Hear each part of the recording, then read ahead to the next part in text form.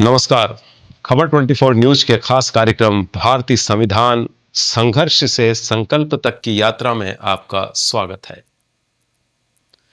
मित्रों, 26 जनवरी 1950 का वो ऐतिहासिक दिन जब 21 तोपों की सलामी के साथ तिरंगा फहराया गया। राष्ट्रपति डॉक्टर राजेंद्र प्रसाद ने स्वतंत्र भारत का स्वनिर्मित संविधान लागू किया। ये भारत के एक नए युग की शुरुआत थी, जिसके साक्षी डॉक्टर प्रसाद के साथ सी राजगोपालाचारी, जवाहरलाल नेहरू और सरदार पटेल जैसे महान व्यक्तित्व बने। मात्र 3 साल पहले मिली आजादी के बाद भारत ने अपना संविधान बनाकर विश्व को अपनी संप्रभुता का परिचय दिया।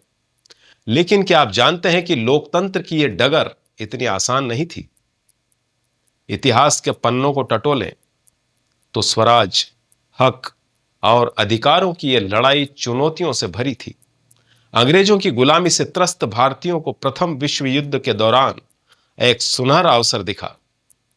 ब्रिटेन ने मदद की गुहार लगाई और भारतीयों ने इस उम्मीद में प्रस्ताव स्वीकार कर लिया कि युद्ध के बाद उन्हें आजादी मिलेगी।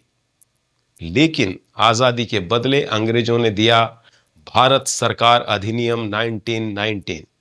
इसके तहत देश के बड़े प्रांतों में दोहरी शासन प्रणाली लागू हुई। स्वास्थ्य और शिक्षा जैसे विषय भारतीय मंत्रियों को दिए गए, जबकि सैन्य और विदेश नीति जैसे अहम मुद्दे वायसराय के पास ही रहे।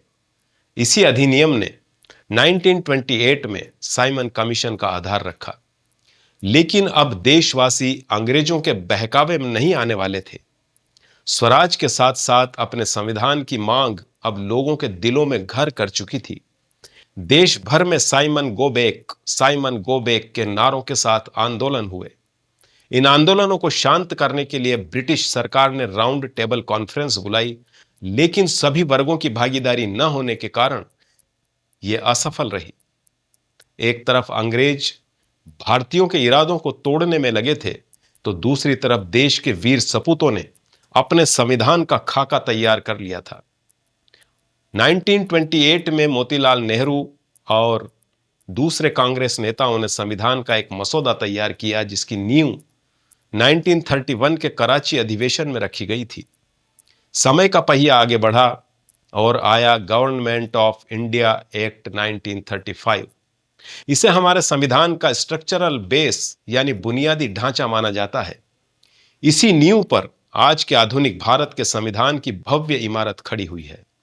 1935 का यह एक्ट आजादी की सुगबुगाहट तो लाया, लेकिन साथ ही मुस्लिम लीग और कांग्रेस के बीच मतभेदों की खाई भी गहरी होती चली गई।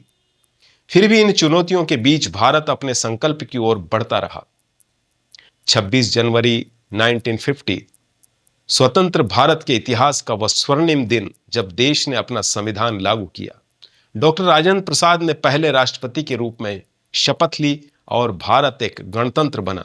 लेकिन यह उपलब्धि रातों रात नहीं मिली थी। इसके पीछे संघर्षों और कानूनों की एक लंबी दास्तान है। इसकी शुरुआत होती है प्रथम विश्व युद्ध से। ब्रिटेन को भारतीयों की मदद चाहिए थी और भारतीयों को उम्मीद थी कि युद्ध के बाद उन्हें स्वराज मिलेगा। लेकिन बदले में क्या मिला? भारत सरकार अधिनियम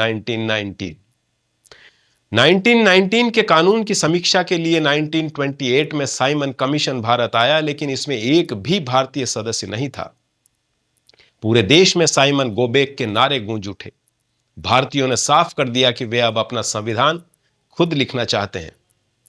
चुनौती को स्वीकार करते हुए 1928 में मोतीलाल नेहरू और कांग्रेस के 8 नेताओं ने भारत के लिए एक संविधान का मसौदा तैयार किया। इसके बाद 1931 के कराची अधिवेशन में स्वतंत्र भारत के संविधान के बुनियादी सिद्धांतों पर मुहर लगाई गई। संघर्ष बढ़ता गया और आखिर में आया गवर्नमेंट ऑफ इंडिया एक्ट 1935।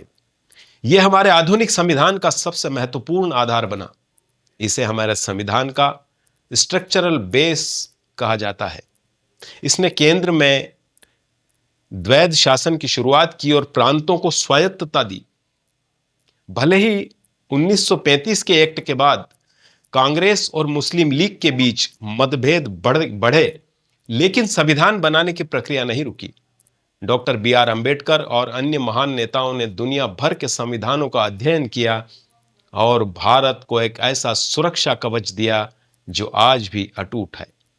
आज हमारा संविधान केवल एक कानूनी किताब नहीं, बल्कि 125 करोड़ भारतीयों की उम्मीदों और अधिकारों का प्रतीक है। 26 जनवरी 1950 का वह गौरवशाली दिन जब भारत एक संप्रभु लोकतांत्रिक गणराज्य बना।